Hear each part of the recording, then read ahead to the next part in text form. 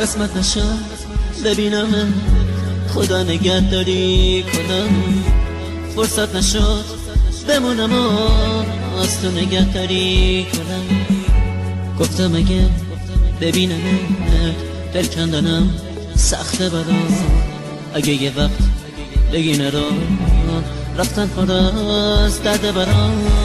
گفتم صدا تو نشنوم، ندیدم از پیشتم، پشت سرم زاری نکن، چی کار کنم مسافرم.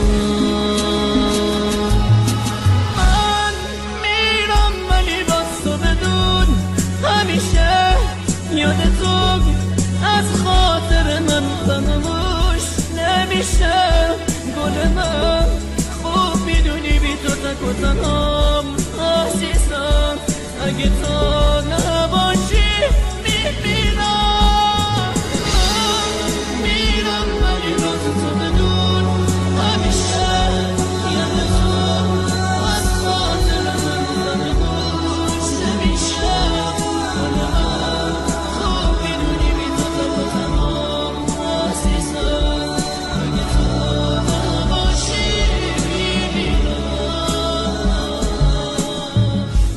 نامه رو تو تنش بخون، گریه نکن طاقت بیار، نامه رو خط خطی نکن، دو جمله رو هم دوام بیار.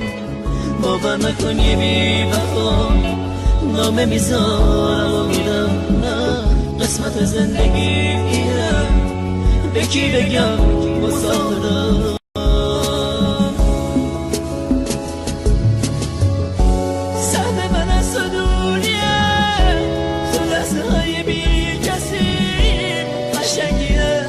قسمت ماست که ما به هم نمیرسیم. من میرم ولی باز تو بدون همیشه یاد تو از خاطر من فراموش نمیشه. گل من خوب میدونی بی تو تک و تنهام عزیزم، اگه تو نباشی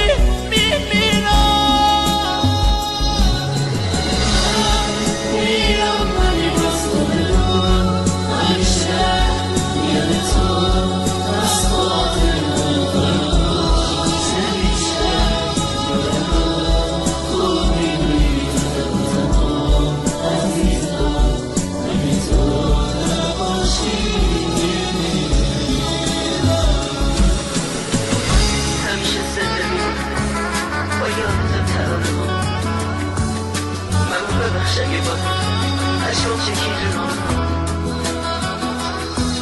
دیگه تموم شد فرصت، خاطر ما پیش